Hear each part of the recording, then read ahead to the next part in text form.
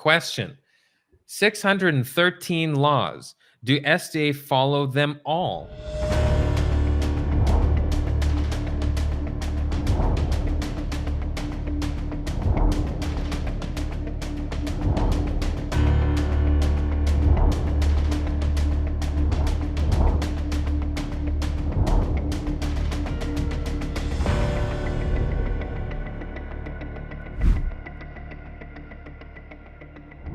No fish with scales, carrion, pork, etc. No dairy and meat. 613 laws. I'm assuming you're referencing the Old Testament laws.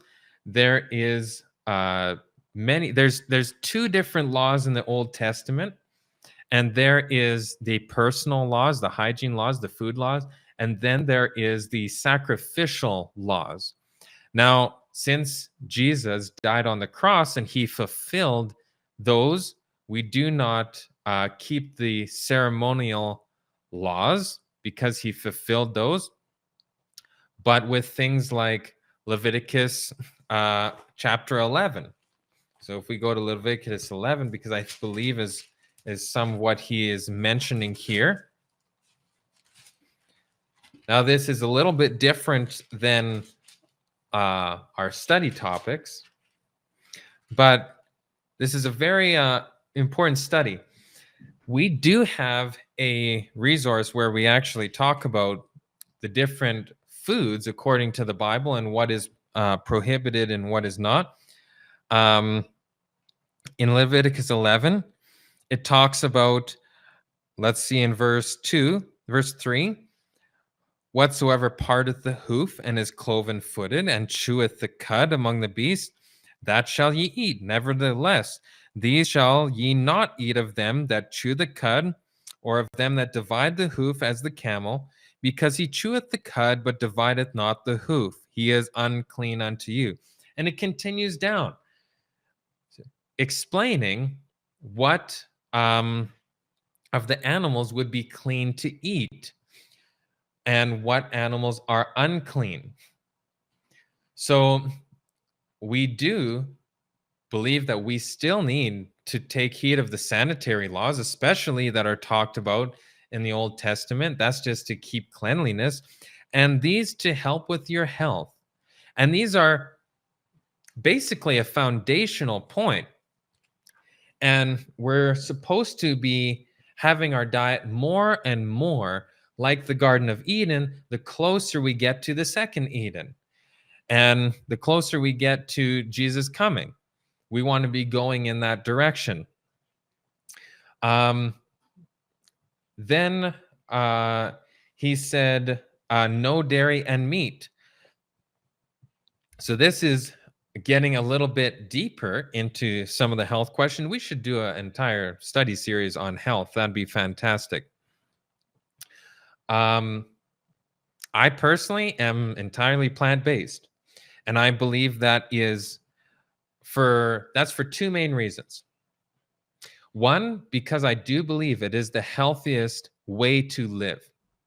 And most scientists, even who recommend eating meat today, will even say that plant-based is the healthiest. Not necessarily the best for certain goals, depending what your goal is. But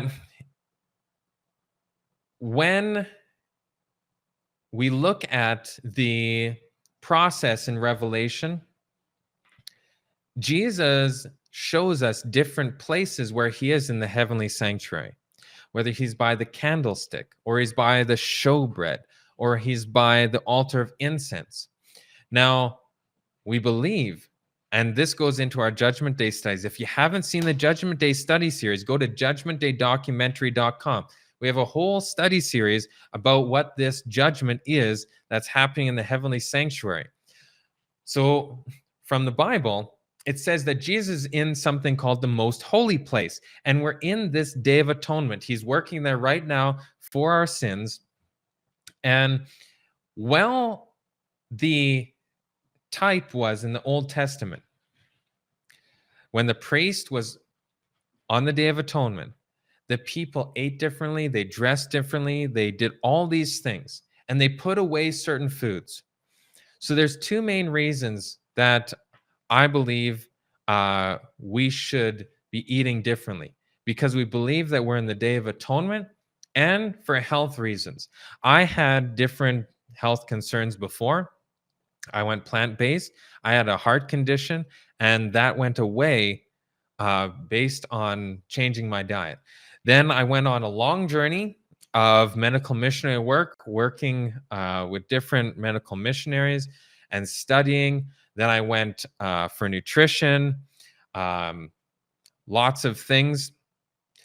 And I believe nutrition is something that most people do not understand properly. And if we could get our nutrition on point, the body could do so much more to heal itself than it does right now when we're not giving it all the things that it needs. So that's a long roundabout answer for your question, but I hope that gave some clarification for you.